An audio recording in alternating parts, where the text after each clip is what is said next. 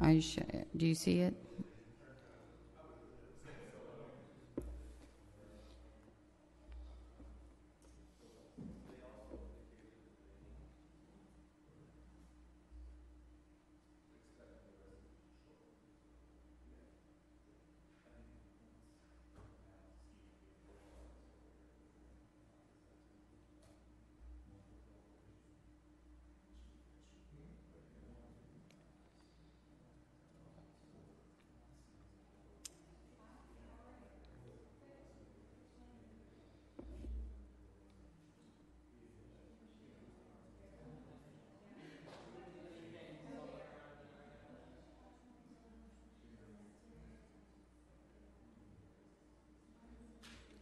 Okay, testing, testing.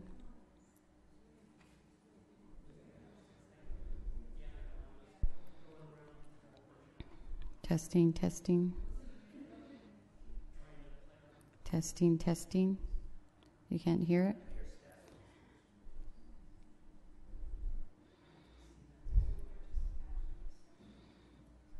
Testing, testing.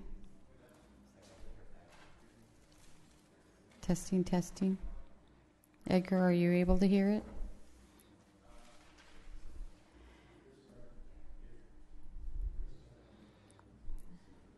Testing. Oh, it says, okay. Are we good now?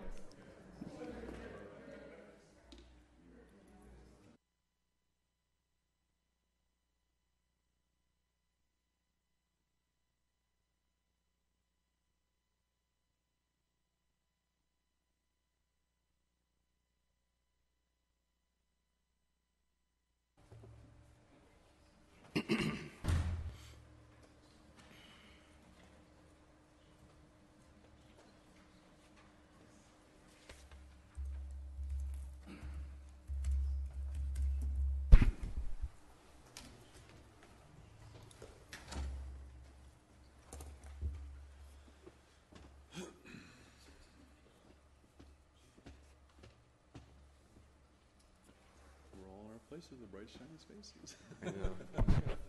Get someone to fix that clock.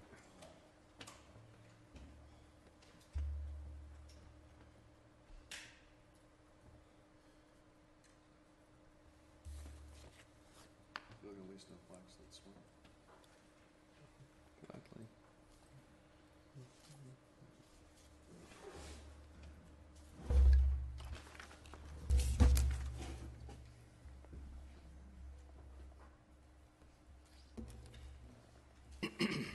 It's 9 o'clock somewhere. Let's stand and have a flag salute, or led by Supervisor Cox this morning. Remain standing for a moment of silence. Thank you. Please join me as we salute the flag of our country. Pledge. I pledge allegiance to the flag of the United States of America and to the republic for which it stands, one nation under God, indivisible, with liberty and justice for all.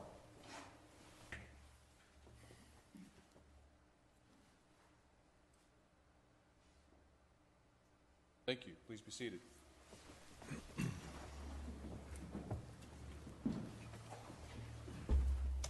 Pick up our Board of Supervisor matters at this time, and I'll turn to Supervisor Vanderpool. All right. First thing I wanted to mention was a result of a meeting that I had yesterday at the Kings Tulare Area Agency on Aging. They have a program coming up over these next couple months seeking donations for their Stockings for Seniors. It's really a great program, and these are seniors and individuals who are isolated from contact, and KTAAA staff coordinates with a lot of their different community partners to solicit volunteers and take donations and put together these stockings, which is really the only point of contact that these seniors will receive during the holidays, very likely. So they are going to be accepting donations of supplies, probably over a month-long period, and then they also need volunteers to help compile the stockings and to deliver the stockings. So if you're looking for volunteer hours on your pledge to serve the county, make sure you do that. It's a great opportunity, and please contact Laura Silva at KTAAA. Also, on Monday coming up, there is going to be the annual fundraiser for the Tulare Historical Society, and that's the Taste Treats event that is held at the Heritage Complex in Tulare Monday, the 26th, and I believe it starts at 5 or 5:30. It's a great event, and we thank all the different restaurants for participating and everyone who comes out to support it. That's all I have. Thank you. Supervisor Cox. This last Saturday, I was able to attend Taste the Arts event here in Visalia. It's an annual event, and again, we sponsored a step-up category, and we're going to bring up the winner here real quick. Thought it appropriate since we are having other art. So this was a 8 foot by 8 foot. It doesn't look that big, but that's 8 feet by 8 feet. Mural painted by Moses Garcia out of Fresno. So we had a Fresno, Los Angeles, and Bakersfield artists come in, and that is, with the exception of the scrolled writing up in the right-hand corner, everything else was done with spray paint, different tips. Now, he did use a brush to do that, but he sprayed the paint on the brush and then did the writing. So we were excited to have him do that. As you can see, they did the program on choices with the Tulare County Office of Education. Thank you, Allison. Also, that was Saturday afternoon. Saturday evening, I attended the Tulare County Association of Realtors fundraiser event for Hands in the Community. It was well attended. There were probably close to 300 people over here at the Elks Lodge, so you know it was packed. Tomorrow, pretty exciting event. We have the challenge will start. We have 29 schools participating this year, 11 high schools, which is more than we've had in the past, and 18 junior high schools. There will be a great opportunity if the board members are available at 9 o'clock. We will have a special visitor, and all I can say is this person has participated in the making of Star Wars movies. So we'll actually have some Stormship Troopers there out in front meeting the youth, and they don't know any of this, and you're the first big group to find out that we'll have someone from Star Wars there. So 9 o'clock, you're invited to be there. So much for a secret. Cat's out of the bag now. Cat's out of the bag. Supervisor Sheeta. 24 hours away. Last Thursday, we had our first meeting of the San Joaquin JPA, which is the Amtrak line in the Valley. I now sit on an audit committee for that organization. And on Friday, I attended an Aqua meeting, and we talked about the water situation in the state of California, and we received an update on the different programs. And that's all I have. Supervisor Ennis. Thank you, Mr. Chairman. Last Friday night, I attended the Cattlemen's Association dinner in Exeter and handed out the awards. And Sam Trivoli was nominated as Cattleman of the Year, and also Claudia Guthrie got the Cattlewoman of the Year. So Claudia, you know, got the award at the Lincoln dinner for the Ronald Reagan Award here 2 or 3 weeks ago too. So she's pretty active out there, and of course the Guthrie family goes way back in the cattle industry and have a lot of holdings up in the foothill areas. I just got word from Denise Alzano from the Forest Service that they're going to be closing the Trail of 100 Giants today due to the fact of the dead and dying trees up there and the safety issues. So, you know, that's a big drawing card for the Divide Highway that our upper mountain communities kind of depend on that to draw people in, like the Ponderosa and the people that come up through California Hot Springs. So that could be a pretty deterrent to businesses up there.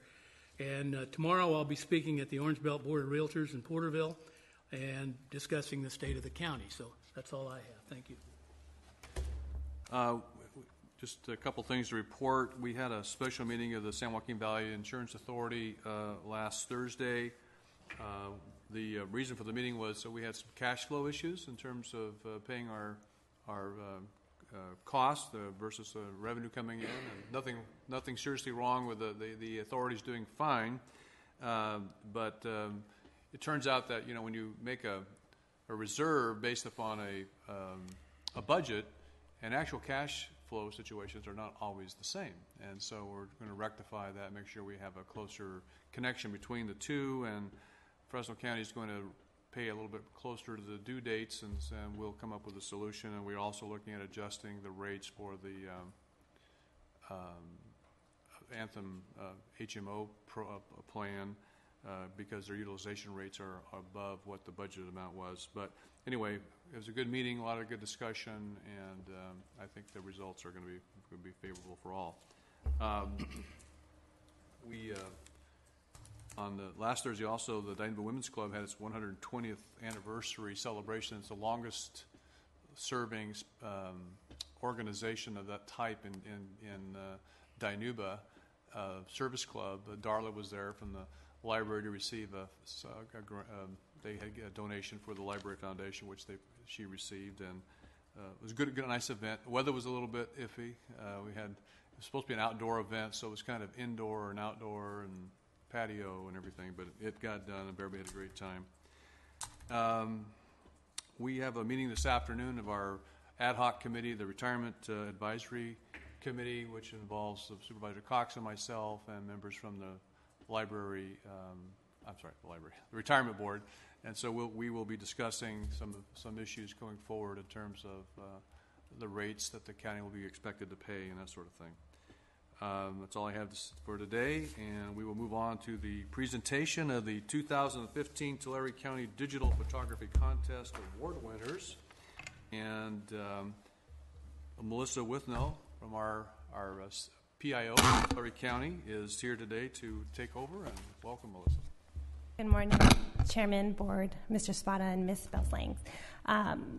I'm here today to present our awards for the 2015 Tulare County Digital Photo Contest. Now, this contest ran for 2 weeks. We ran it in a very short amount of time in hopes of getting some entries right away, and we did. We got quite a few, and it was a wonderful turnout. We got some beautiful images. Photographers of all ages and skill levels were invited to participate. We really wanted to open this contest up to anybody who had an interest in photography and loved to document the beauty that we have in the county. With so many negative stories that we have out there right now related to the drought, we thought this would be a great way to kind of emphasize the wonderful things that we actually have out there in our county besides yellow grass. So there were 3 categories in the contest. We divided it into city, agriculture, and mountains, and those were fairly broad to allow a variety of images. And judging was done by a panel of county staff members who based their judging on some criteria on creativity, the photo's relevance to their category, the best depiction of Tulare County. So we really had a great variety of images, and our staff really took some time in evaluating them, and we have selected the first place winners in each category. So I'd like to invite up our first winner, and this is in our city category, Mr. Uriah Rios. His image, Midtown News Sign and Clock, was our first place winner in our city category. And this here is in the city of Visalia. And actually, this is our only black and white image.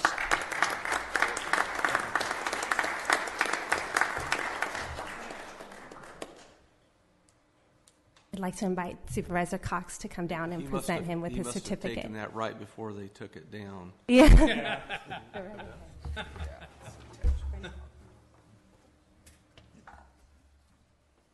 And if our award winners and the supervisors wouldn't mind remaining standing so we can take a photo of all the winners at the end.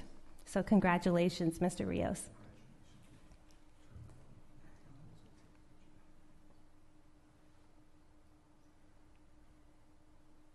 Thank you.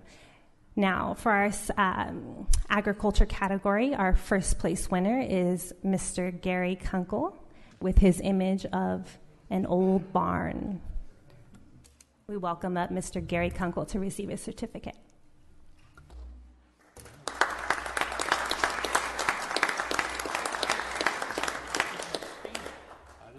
think I'm going to buy a camera when I retire. Almost looks like a painting. Did you take a picture of a painting, or is that an actual building? Amazing. All right. Now our third category is mountains, or was mountains, and our first place winner was Mr. Brent Paul with his image of popcorn and fiddleneck flowers. And Supervisor Vanderpool will be presenting that certificate.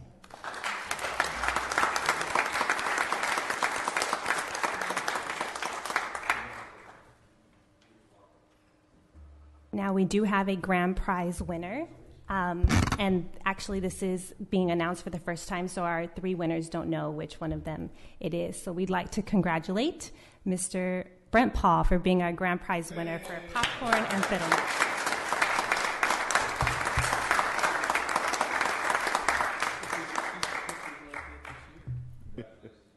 Get some rain. Congratulations to all, and thank you for participating. All winning images will be featured in county publications as well as our website and social media channels. And we really thank you for sharing your beautiful images with us. We are excited to share them with everybody else. Thank you. You might want to move around. You look like you were settled up for a line up there the other way.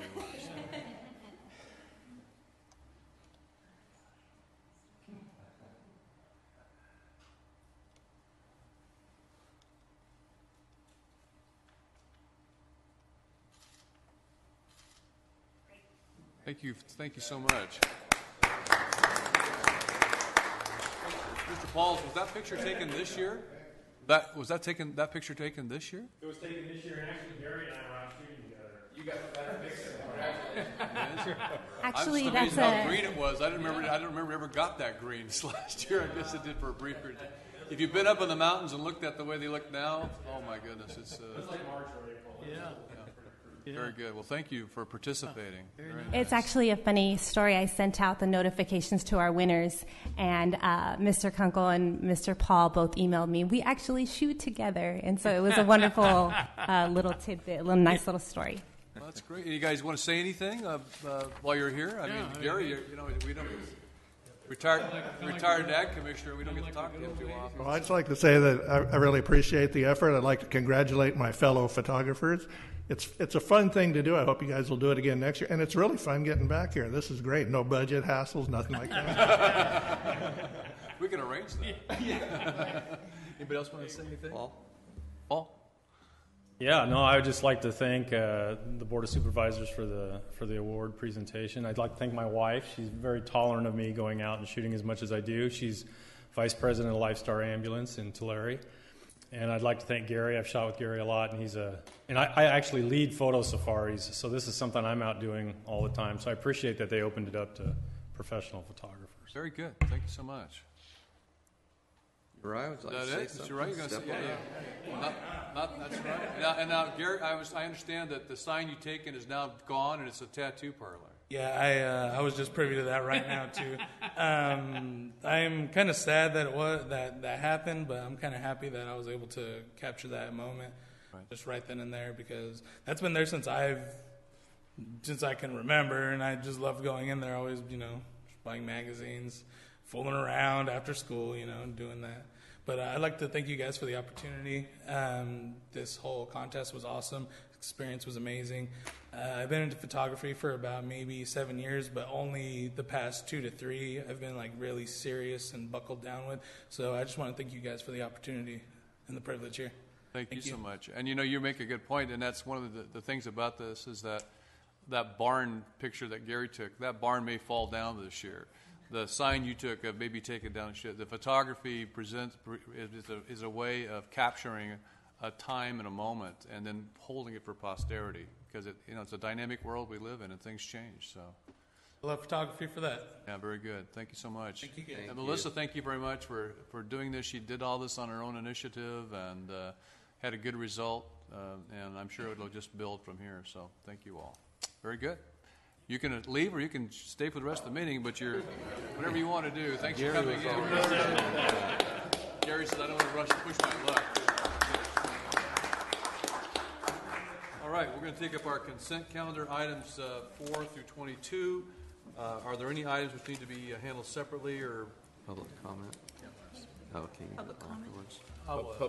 I'm sorry. I jumped right over that. Public comment. This is the time and place for the public to present anything which is not on today's agenda, but within our jurisdiction. Anyone here wish to speak during public comment period?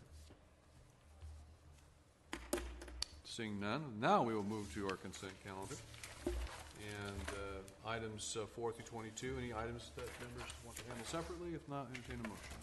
Motion to approve. I'll second. Motion by Mr. Ennis, seconded by Supervisor Cox. Please cast your votes. Votes are unanimous. That will take us to our untimed items. Item 23, a request from General Services to accept the Harmon Field Low Temperature Thermal Desorption Unit Soil Remediation Project. There must be an acronym for that somewhere. As a completed project. Clean dirt. Welcome, John. Good morning, Mr. Chairman, members of the board, Mr. Spada, Ms. Bales-Lang.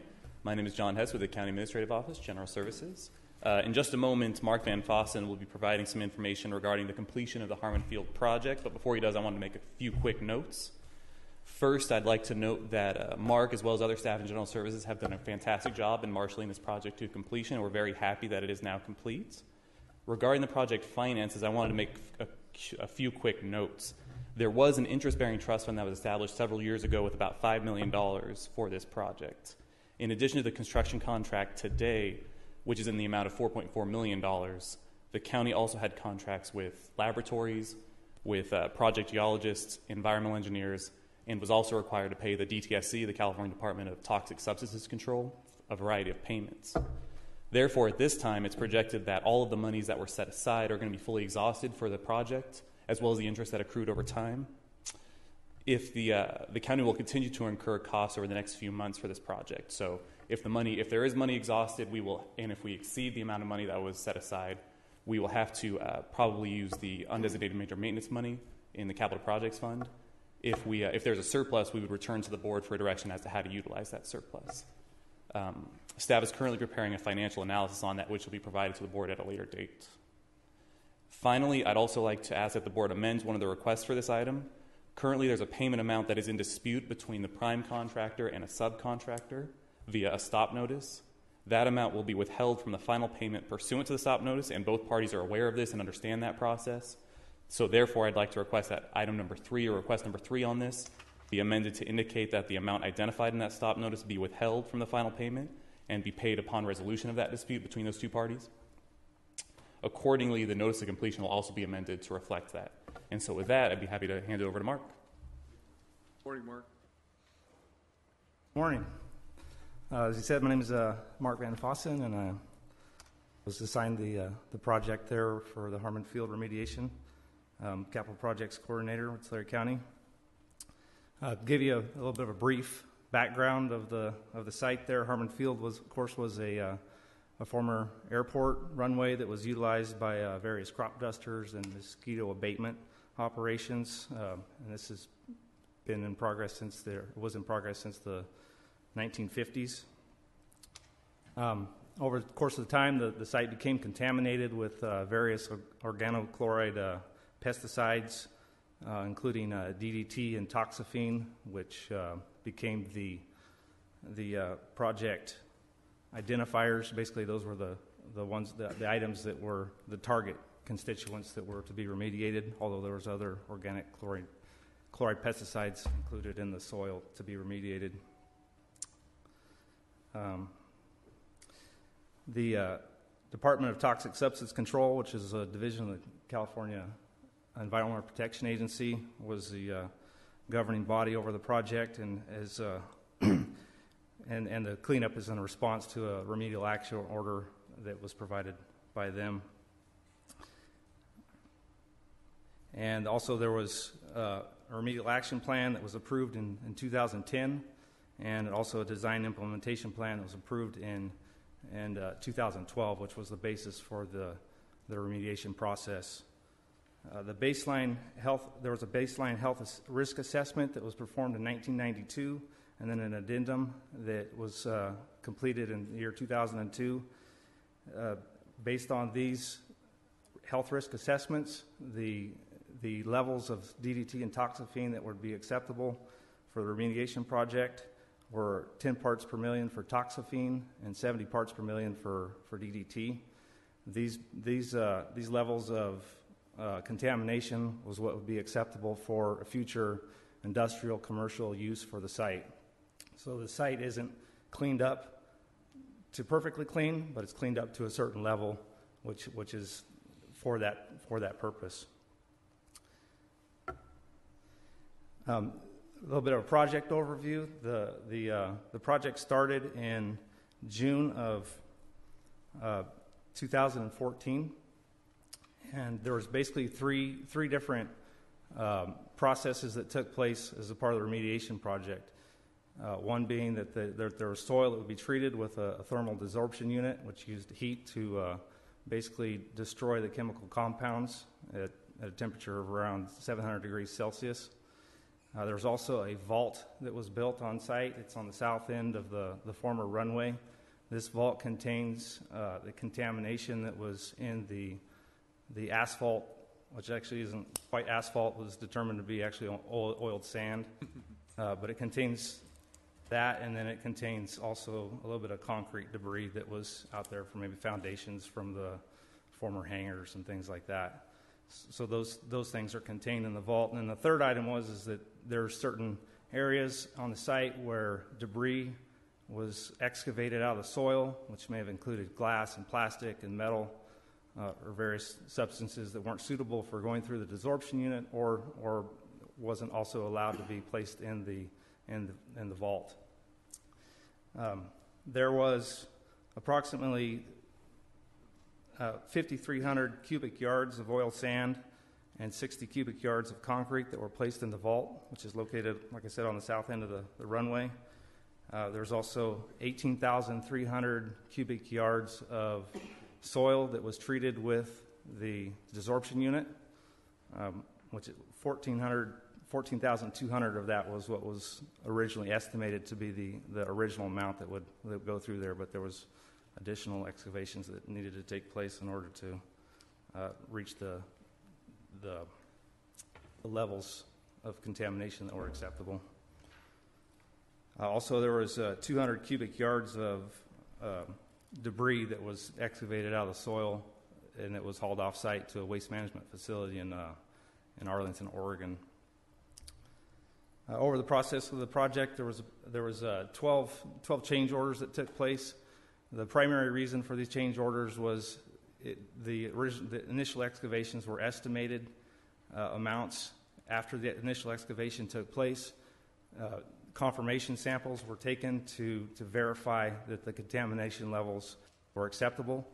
And when those contamination levels came back above the limits that were established by the DTSC and the remediation action plan, those items, it was needed to dig further in those locations and excavate further and treat further soil. So there were several areas that required additional excavation. Also, one area that was one change order that was of note on the south end of the runway during the remediation project. There was it became noticeable there was some kind of orange staining in the soil, which was suspect. So we had that tested for DDT and toxaphene. It came back clean from as DDT and toxaphene, but it was determined to be a different substance that's known as Dynaseb, which is another banned pesticide. It's actually an herbicide, but so we had the DTSC review it, and the geologist that was working on the project prepare an addendum to the remedial action plan and the implementation plan to treat that soil. So we had that additional Dynaseb excavated and treated with the desorption unit that was on site. That additional change order was in the amount of $159,857. It added some significant cost to the project, but I think in the long run that was probably a good find because we had the desorption unit on site and it was available there for treating the soil. It didn't require an additional mobilization or anything like that to take care of that. So in the long run, I think that saves the county money, that additional contamination was discovered during the project. The final change order is a negotiated amount that was to restore an area that was contaminated during the project adjacent to the desorption unit. And that pretty much completes, all the change orders that took place on the project. The current status of the project is that the substantial completion was completed January 16th, 2015. Since that time, we've been resolving the area with the contamination that was adjacent to the desorption unit, and that area has been restored as of September 18th, 2015. The next steps for the project is the Department of Toxic Substance Control will be reviewing the final report. We're making a report to them as far as what went on with the project, and the Department of Toxic Control will review that and then provide their response of approval or any corrections that they might request. And then county staff will be working with the original geologist of record for the project to negotiate a new operations and maintenance agreement for the site and implementing the deed restrictions for the site, which will be required by the DTSC. In conclusion, I'd like to request that the Board of Supervisors accept the Harmon Field project as complete and approve the final contract amendment with Pacific States. And I'll be happy to answer any questions the board may have. My question is that I know that this was a grant that we had received to perform this cleanup, and because the actual cleanup cost, I'm sure the grant was issued based on a projection or an estimate as to what it was going to cost. Because this has exceeded that actual estimate, is there any way to go back to the original funding agency to seek additional funds to compensate so that we're not having to dip into our capital projects miscellaneous funds to cover the overage? Yeah, that's actually a very good idea. We'll be performing, as I mentioned, that financial analysis will indicate and predict exactly how far over, if we are indeed going over. And so that would actually be, we'll revisit those grant documents, which may indicate if there was a contingency in place or something, a 10% overage possibly that would cover our additional costs. Great, thank you. Quick question. Mark, great report. You said that this is brought up to the level for commercial, industrial use. I know there was an airport here in Visalia, same kind of thing where they excavated, cleaned up, but they actually came back and put housing over the top of that.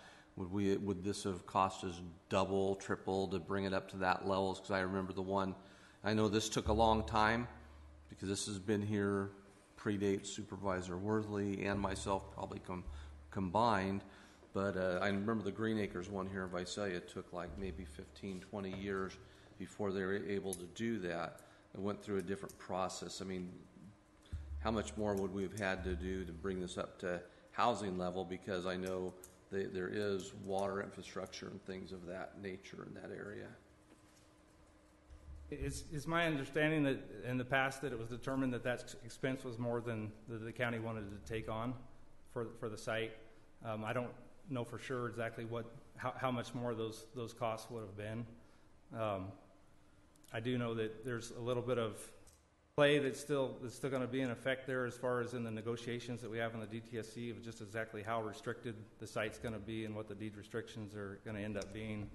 We're going to try to negotiate that out the best we can to have the best use of the site and the most freedom the county would like to do with it. But there's still some negotiation that needs to take place in order to determine that. Thank you. Supervisor Renz? This must be a pretty good sized vault that was built on there to put this stuff in. How big was that vault? I believe it's approximately 270 feet long by like 150 feet wide in that range.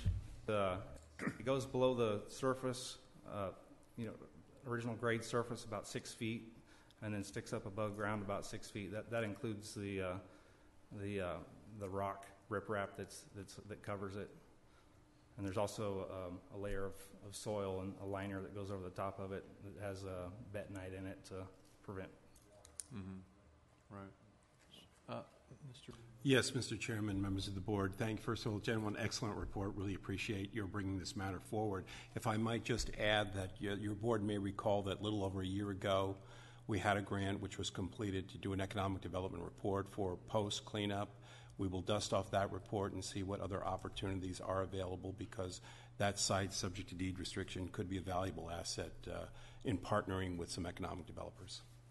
I was on the site, and I think it has some great potential for industrial uses. It's kind of away from the town a little bit, so it's not exactly right there where you would think people are living, and good access to the freeway. It's close to I'm trying to remember, is it right on the rail or is it off the rail a little bit? It's not next. It's the railroad's a little ways away from it. It's railroad's closer to the freeway. It has some potential, I think. And how big is the site? The total acreage? It's 104 acres. So it's a good sized piece of ground. And it's also in close proximity to the grid, correct? So for like a solar project or. There is. It's pretty close to a substation. There is a substation catty corner from the intersection of Terabella and Airport Road. I wanted the staff to bring this to the board because it's such a long-standing project. I was going to say it's maybe predated Pete's life, but it's been around for a long time. And I was going to make that joke, but John. and also the desorption rate, the concept was something which came along later. That at one point they thought they were going to actually have to pick everything up and haul it away to a Class 3 landfill, which I would hate to think that cost would have been. So this was the lower cost option, but as I recall, that piece of equipment had to come from several states away, and you're right, the ability to take care of something right there while we had the equipment would be huge, because it would have been cost prohibitive to have done anything after the fact. You're not going to bring this equipment all the way back from several states just to do that small amount. So great project, and it's great to have it done. I mean, it was a liability sitting out there.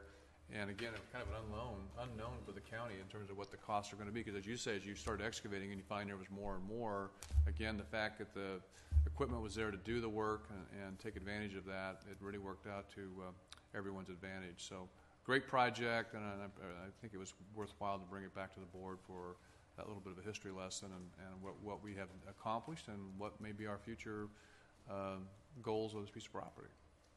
Speaking of the cost for hauling off site and treating, there was mobilization, of course, included, but the unit cost that we had for treating the soil was $112 a ton, and then the disposal for going off site was closer to $500 a ton, so it was a significantly greater cost for what we had to haul off site. Very good.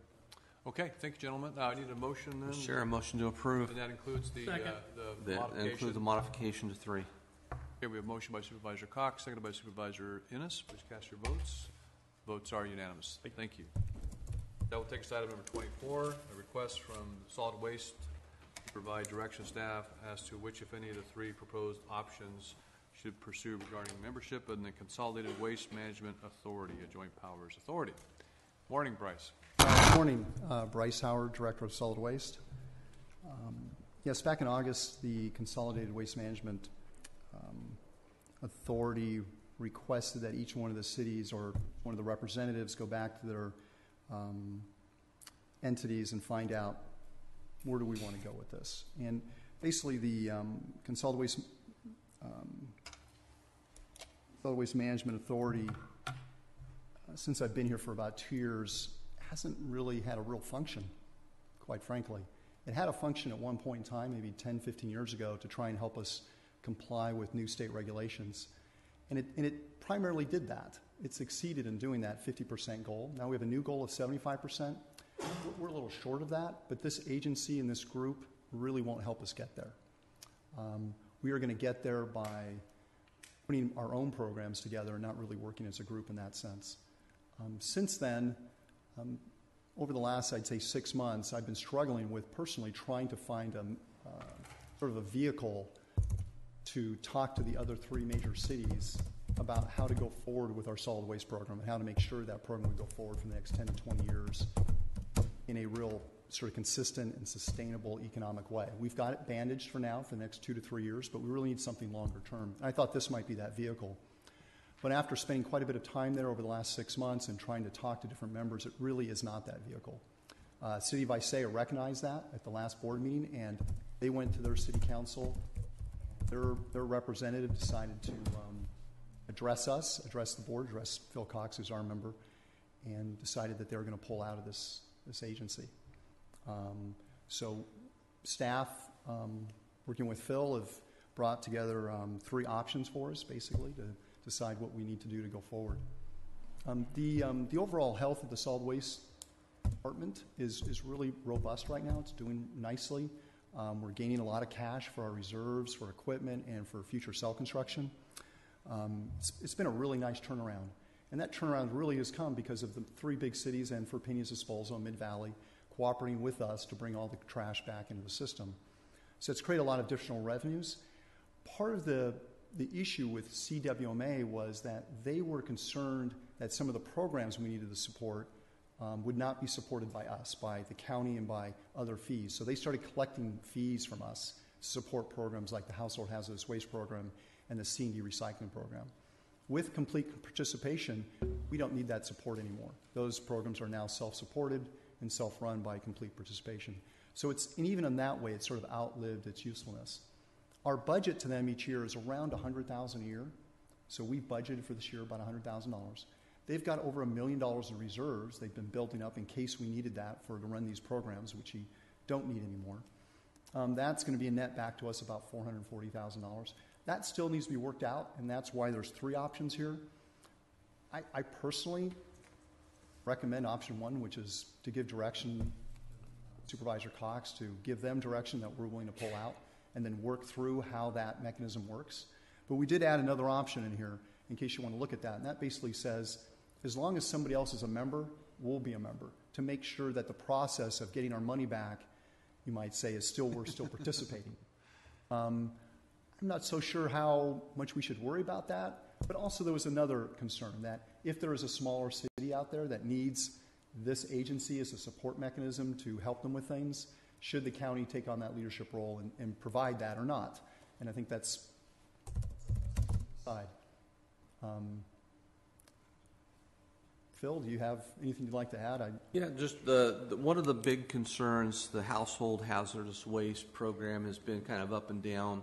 At one time, this agency was subventing that program by nearly $100,000 a year, and it was always contentious because some of the cities felt like they weren't really getting anything out of it, even though they have the collection points in their cities and are paid for that through this program and our Health and Human Service Agency. So it's good to hear that those programs are self-sustaining. One of my questions, Bryce, has always been, if they're not self-sustaining, do we cut back on the program automatically, which is normally the way a Health and Human Service Agency would handle any grant. The second the money decreases, you start decreasing services.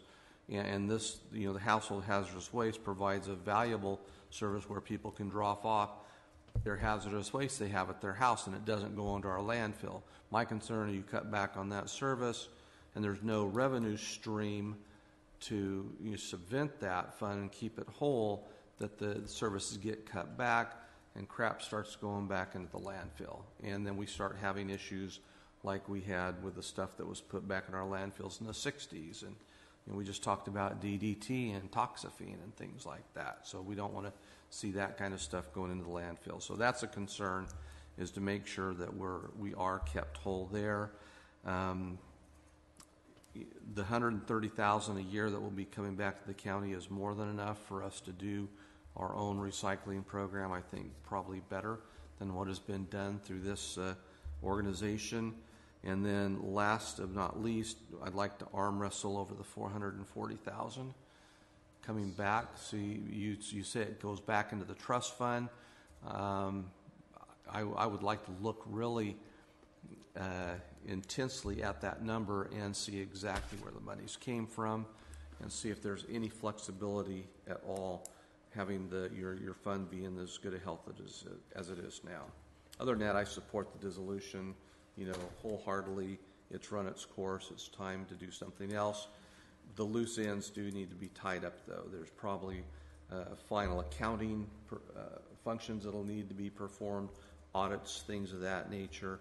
Those things are going to cost money, so we just can't pull everything out and go to zero and then count on every agency to pitch in their cost of the closeout. So I like the option one myself, that we're going to support the dissolution, but that we still have some issues to work out, and it's not going to include the whole $1 million. It may be 30 or 40 or 50,000, but we want to make sure that we have the flexibility to make sure that thing is closed out and everybody is happy when they walk away. Any other questions, comments? I would just say that I did speak with a member of the Board of Public Utilities from Tulare, and I know that they are supportive of dissolving the CWMA, and they also have better uses for the money that they would be contributing to it. And my thought on the $440,000 is to return the money where it came from. So that's my position. That's why I want to count to see where it came from. And I think if there was a problem where I think there's some discretion there, if we took item one, that if somebody decided, well, we don't really want to give up on it. But it's an interesting thing you'd say these are the major cities. I know the city of Woodlake had pulled out a number of years ago. So when you think about smaller cities, then that surprised me at the time, because I thought the smaller cities would probably be the ones that would take advantage or have the benefit of belonging to this organization, so that if they had a spike or whatever, they would be protected by the larger entities. But if we're only talking about the larger cities and they're ready to pull out, it seems like we ought to be as well. And also, I just think it's worthy of comment that it's so nice to see a governmental agency or entity that has run its course actually be terminated. You know, because so often it seems like government just sort of adds on, and we have these vestiges of things that survive forever. We don't really know why they're there, but they've always been there. So I think it's really refreshing in a way to see that we're looking at something, seeing that it's not fulfilling its original, or the original purposes have been fulfilled. There's no need for it. Let's get rid of it and let's move on and make a better use of those dollars. So I think that's a good result. Although there may be a small need for some of the function that the entity performed, I think that's something that the county could even perform on a fee basis or something, if it's needed by one of the member entities. So that way we can reassure them that the whole functionality of it's not going to be completely eliminated. I mean, and all of the agencies, if I can, I'm sure all the agencies were pitching in, so our share was a little over $100,000. Even the small agencies pitched in a fee based on population and amount, and it was a complicated formula, population and amount of waste put into the landfill. So even the smaller agencies do have some funding to help out to do those final reports if they're needed. So that, for me, that's not a concern. I think that we can work out, and I know Bryce has said he can handle easily in-house. Any other questions, comments? If not, anyone from the public want to speak to this matter? Not, we'll entertain a motion. I'd move to approve option one, please. All right. Motion by Supervisor Ennis. I'll second that. Second by Supervisor Vanderpool. Please cast your votes. Votes are unanimous. That completes Thanks, Bryce. our items in open session. We have some closed session items to attend to, Council. You do, Mr. Chairman. You have items A and B on your board's closed session agenda. I do not anticipate any announcements. Good, thank you. Thank you for being here today.